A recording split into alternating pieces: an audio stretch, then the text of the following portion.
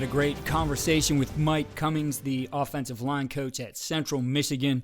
And the conversation went a little bit longer than our normal 25 to 30 minute episode. So we're splitting that one into two parts. And today you're going to get part one of our conversation with Mike Cummings.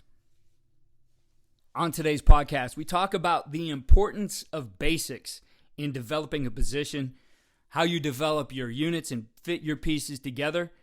And we take a look at going into some of the specific techniques and basics that allow you to develop your offensive line. And joining me to talk about all those things is the offensive line coach at Central Michigan, Mike Cummings. Coach, it's great to have you here on the podcast. Thanks, Keith. Great to be here. Love listening to this stuff with other guys and just talking ball. Coach, before we get into some of those details we talked about today, interested to learn about your start in coaching and going back to the beginning and looking at some of those things, number one, that really sparked that interest in you in becoming a coach, but then how you developed along the way. So for you, what was it that made you want to go into the coaching profession? The thing that made me want to go into coaching was I'm going to go way back, is actually a coach that I had when I was in junior high school.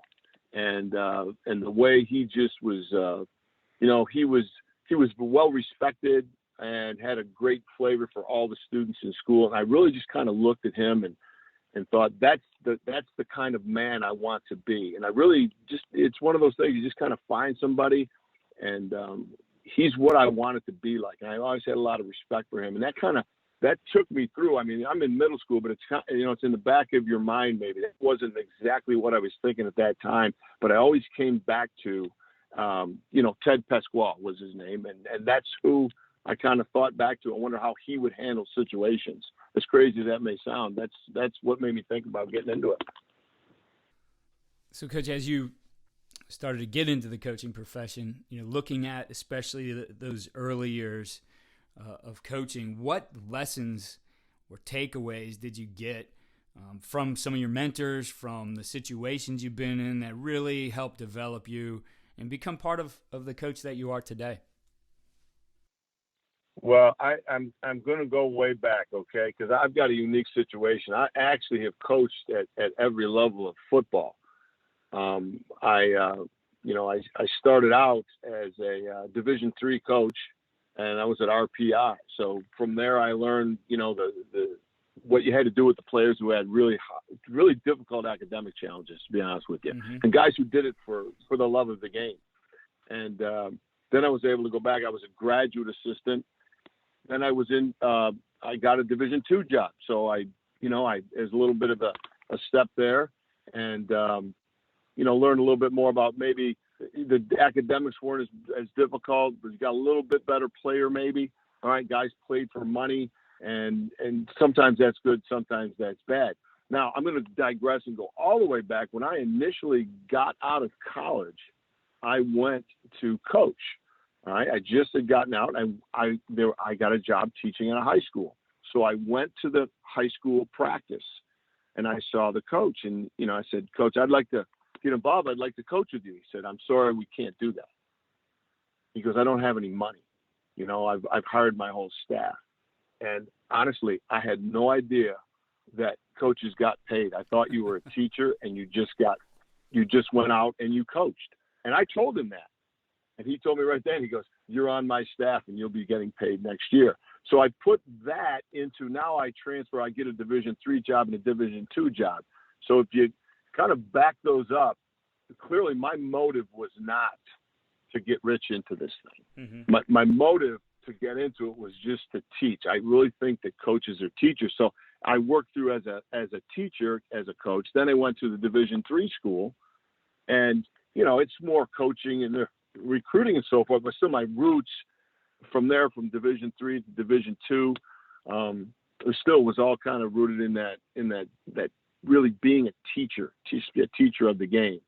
And I was fortunate after I was actually at Millersville University in Pennsylvania, and left there and went to Central Michigan, which was my first Division I job. So taking a leap from Division II to Division I was pretty big. It is pretty big. It was I don't know, maybe it was different back in those days. I don't want to say the old days, but it was a big step, and I was able to move on there and then get a different level. And so what I learned from Herb Dramedy was really, he was a teacher as well, and very disciplined, and felt that the details of your work and the discipline and the structure were really paramount to being a good football player. And I thought he did a nice job building teams, and think teams were important.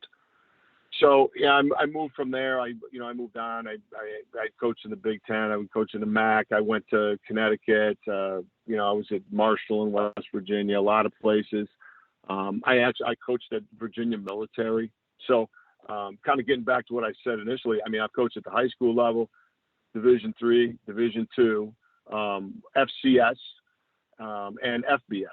Mm-hmm. And what I've learned through all those coaches as I've gone through, and look, everybody knows this, you're going to learn what you want to do, what you should do, and there's also going to be some things that you would never do and don't want to do. And the things that I learned there were that, you can coach a player as hard as you want, as long as he knows that you care and have a general interest in him as an individual. And over the years, people say, well, the players have changed. And I don't know that the players have changed. I think probably their parents have changed more. All right, so that's on us. But I don't believe the players have changed. I think the players have more choices of what they want to do.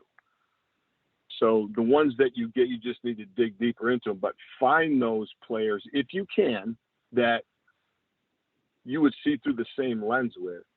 Or if you don't pick your players or recruit your players, have a way of developing that and creating a single mindset where you're looking through the same lens and seeing the game that way and the program that way. Because I think when I say the players never changed, I think back, and I think that all the players still had, if you're in high school, you had the same ideas, right? What class was tough, what girl you wanted to go out with, that has not changed, right? The thing that may have changed is you have more opportunities in terms of social media and so forth, and maybe gaming, et cetera, right? So those things are all in there, and I think that there's a human nature aspect to it that you've got to try and reach. One great thing that I did learn was a coach called it pushing someone's buttons or finding their hot buttons. And so there has to be a place where you have a relationship with those players. And look, it's more difficult as a head coach for sure. This is really coming from a position coach as a line coach. Finding that player and knowing that player enough that you can find the button on him that you can push to motivate him in times when he needs it. It's not the blackmail button where I saw you doing something and I'll hold that over your head. It's really finding something deep within him that he values that will help him bring his best to your program and to your unit. Coach, when you're looking at that, especially as a new player comes in your program, freshman or maybe somebody who transferred in, what helps you flesh those things out? How do you begin to understand, like, all right, I see it. This is what really motivates this particular guy. And for you, how long does that take? That's a great question. Both are great questions, part A and part B. Okay, how do you find that out? I think if you have to talk to these players as you recruit them and find out as much as possible. Find out who their influences are before you get them to your program. That's really what you're looking for. Who influenced them, what they find important. There's a series of questions, which I'm not going to go into because I think everybody has them. Right. But to just try and find out little pieces about them on who is influencing them, what they value, who helps them with decisions. Look, I will share one. You could ask a player, for example, if you were working out as a team in high school and the coach is out in the field and for some reason you come in to use the restroom and there's some players in there that are on the team, but they're slacking. Okay. What are you going to do? And so putting them in situations where you have to find out really what they value. And, for example, the answer might be, well, I'll tell them to go back and work out, or I leave them where they are. I don't care. This is about, I have to get my work done. I'm not saying there's a right or wrong answer. Right. It just helps you find out more about them and what they value. So you could get a guy who says, I'm going to drag them back out in the field. Or you could get a guy who says, I'm going to tell the coach, I'm going to lecture them, whatever. So I think there's a number of things that help you find that out before you get them. Now, once you get them there, there's how do you find that hot button? That's the $1 million question. And I think you have to really just sit down and find out about that player, talk to them. And I mean, don't talk football, find out about their family. And, like, for example, in my room, when we get in there in August, there'll be 18 guys sitting in there. Well, most of them I know already, right? You only sign so many guys a year, but those guys that come in, you really have to sit down with them and just have conversations and say things to them in passing, see who their friends are, see who they hang around with on the team. And you start to build a picture of exactly who that person is. And it's really interesting to find out, and especially on a college football team, who the players hang around with.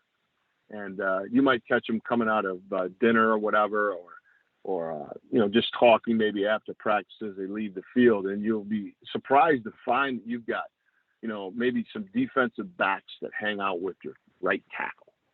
And it's very interesting. But then you find more about why are they hanging out with them. Well, they all like quantum physics, okay? And I'm joking about that because I don't even know what quantum physics is, but I know that that's a pretty big deal, all right? But when you find out who their friends are, you build a bigger picture of them. And I think it really helps you, going just a step further. When you know those things and you're trying to push hot buttons, sometimes you can find what they're afraid of, and I'm talking not afraid of football. I'm talking about maybe there's a family situation, and you can better address that. And once you know there may be a family situation, you can kind of just maybe interject. You don't take it over, but you just kind of maybe have a little bit of empathy. And, going back to your first question, this is big. I think that those coaches that I was around that were really successful, they did have empathy for the players. It was the rules are the same, but you treat them all different. So how do you get that? I mean, I don't know. I'm kind of going on and on about how to find that button. So I guess it's just it's kind of a trial and error to find out exactly what it is. And that's a big piece of it. I think if you coach a bunch of guys, you need to know where those buttons are because, some guys really enjoy scream at them and grind them. And other guys, all you got to do is walk up and tell them, hey, that's not good enough. And both of those will have the same effect. So everything's not the same for everybody. And you need to know that. Yeah. And the second part was just, how long do you feel that takes? And I know that that's a various timeline too. I wish I could say, hey, look, it's going to take 3 weeks. That would be really good. You could check that box, but I think you build a pretty good one as far as you can on the way in. And then, you're going to get into your first year probably when you really start to know where you can push that button. And maybe some guys, maybe it's earlier, right? Maybe, and it all depends. I think another part is how much that player is willing to share. I think that when players will share with you, for example, in recruiting, they'll share family situations openly. You're probably going to find that you're going to find what that player's buttons are sooner than maybe someone who's more private and doesn't share. Because it's all about that person, and some people are really open, and some are not. So it's a variable. I don't know exactly. I couldn't put a time on exactly how long it would take.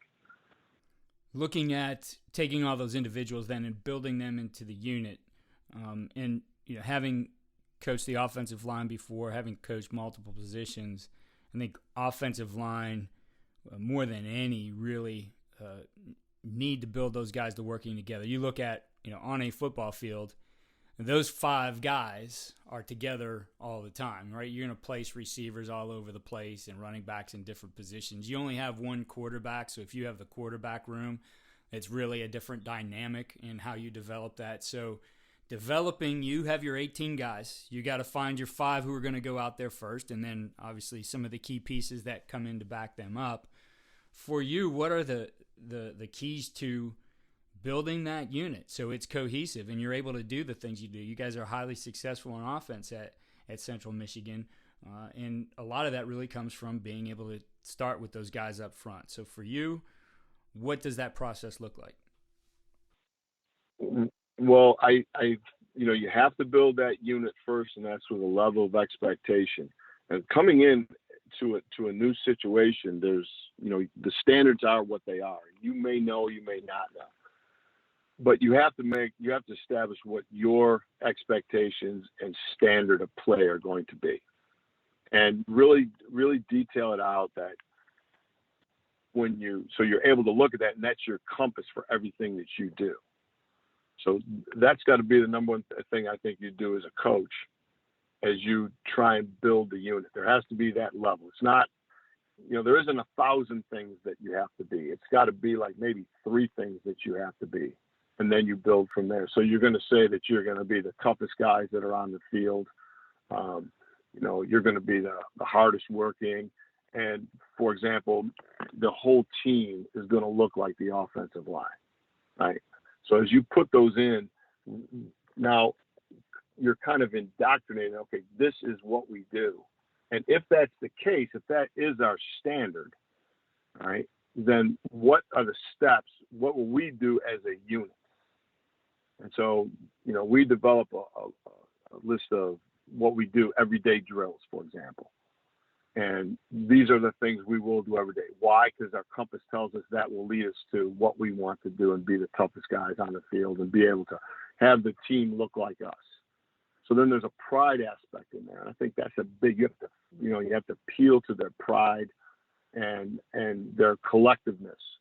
I don't know if that's really, you can say their collectiveness. I'm not sure, but that's what it is, that, they're them together. So you're building that unit of players together because they all have a common bond of, hey, we can't let each other down because then we'll let the team down. So that's a big piece as you first come into it. So the other part is, I think every player has to be coached at the approximate level of every other player. Because as you're building a 5 that have to be on the field, you've got your top, let's say, 7, 8 guys. But you might be into number 9 and 10 before you know it. And it can't be that you coach your top 10 one way and from 11 through 18 differently, because that everybody sees. And that means that, yeah, here's the standards, guys, but your coach doesn't think that's the standards for him. I think the players have to look at the coach and say, my coach is going to work. He's going to work. He's going to do exactly what he's asking of me. And I think they respect that. I think the players really respect the coach that will go the extra mile and do for everybody. Now, clearly you can't coach 18 guys and do the same number of things with them because, it's a developmental program, right? That's what we do. But they have to all know that when they're doing their individual drills, they all get coached and that you watch them all. So, just as a starting point, I think you have to make those players all believe that they are part of that unit. They are truly part of that unit. And we have a big deal here. You would not know if you came into our building and went to a meeting and went to practice. You would not know who was a walk-on and who was a scholarship player because we treat them all the same. And that is a giant piece of it. So there's not a lesser, and there's going to be a lesser player, but there's not a lesser teammate. The teammates are all valuable. And when you build the offensive line, they have to believe that they're all valuable. Now, the offensive line coaches or listeners know this is true, that your defensive players that go on the other side to simulate a look or hold the shield are as valuable, if not more valuable, than the players that are actually doing the drill.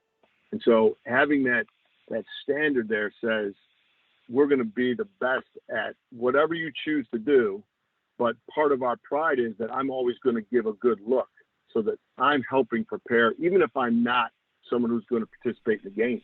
Mm-hmm. And that kind of goes along with everything. Everybody has value. When people have value, they see what their value is and they're developed. I think the other thing you have to do is you have to agree on that you will all be honest with one another.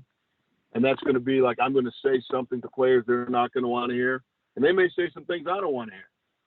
But we have to have that understanding that if we need to have a real honest conversation about whatever it is, that it's okay.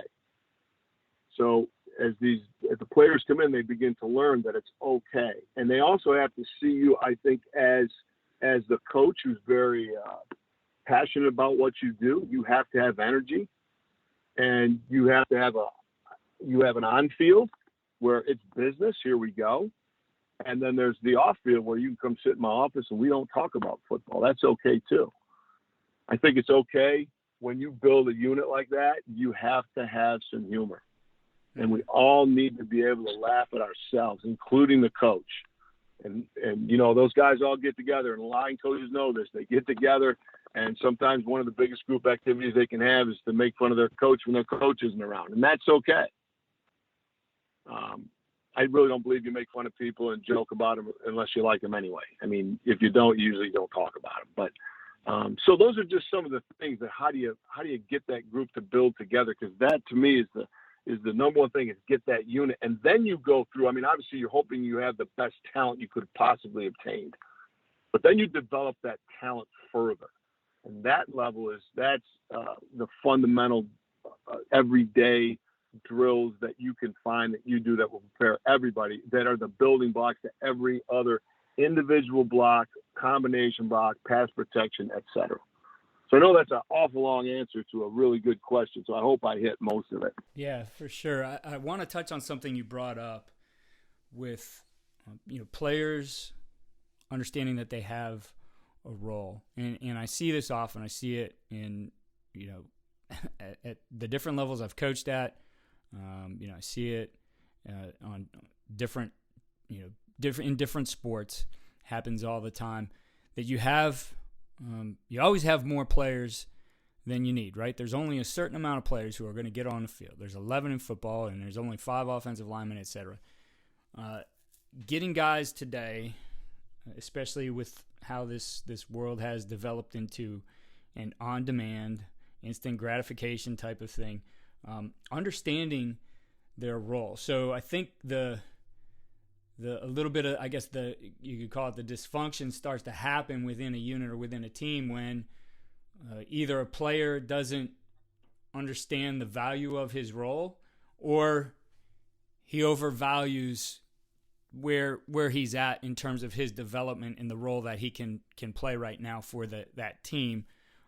I think the good coaches find a way to make sure they're on top of those things and address it. Otherwise, you have a lot of stuff and undercurrent happening that eventually can fracture that unit, can fracture a team. So for you, how do you approach those situations? How are you on the alert maybe for some of those things happening where you can help those individuals solve problems and understand better their value to the team?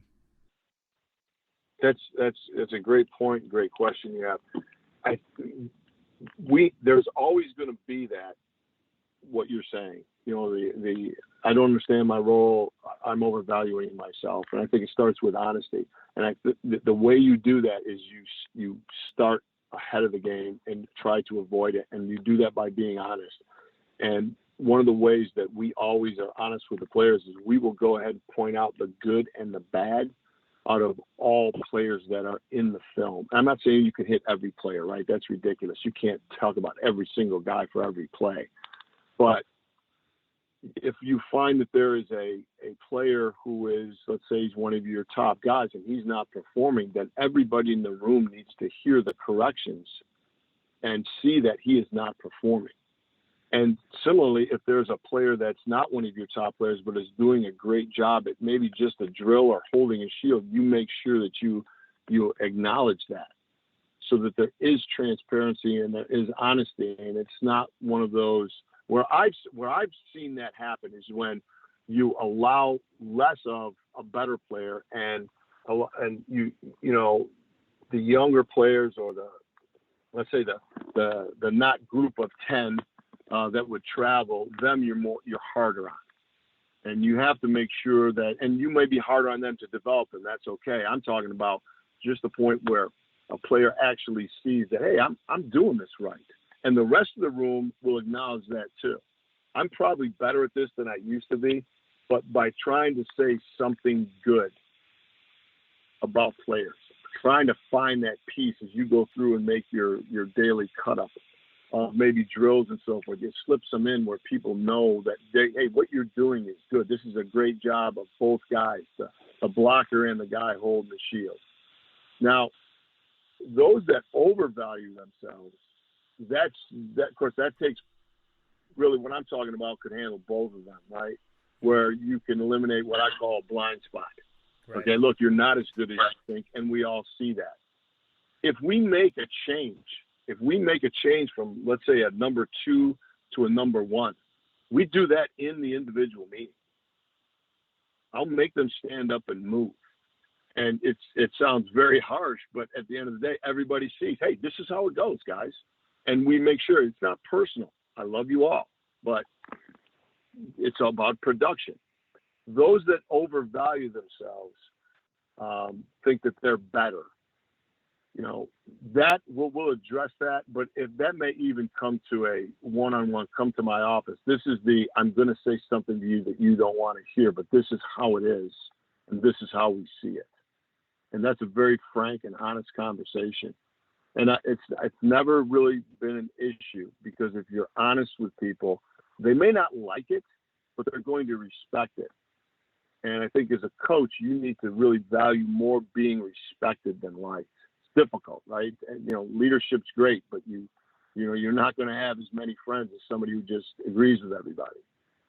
And so, those guys that try and overvalue themselves, if they don't get the message in the meeting, they'll get it maybe in a one-on-one. And the reason to do that one-on-one is you never want to disrupt the unit in something that might turn and become a back and forth in a meeting. We're here for a meeting. There's a reason for the meeting. It has a particular amount of time. We'll praise, we'll correct, and we'll move on, install, etc. But we're not going to take one guy and ruin the learning and the learning atmosphere just for that one situation. Mm-hmm. Mm-hmm. Thanks again for listening to the Coaching Coordinator Podcast. We'll have part 2 with Coach Cummings tomorrow, where he gets into some of the technical side of coaching offensive line. Thank you again for supporting the podcast, and follow all we do at coachingcoordinator.com, as well as following me on Twitter at Coach K. Grabowski.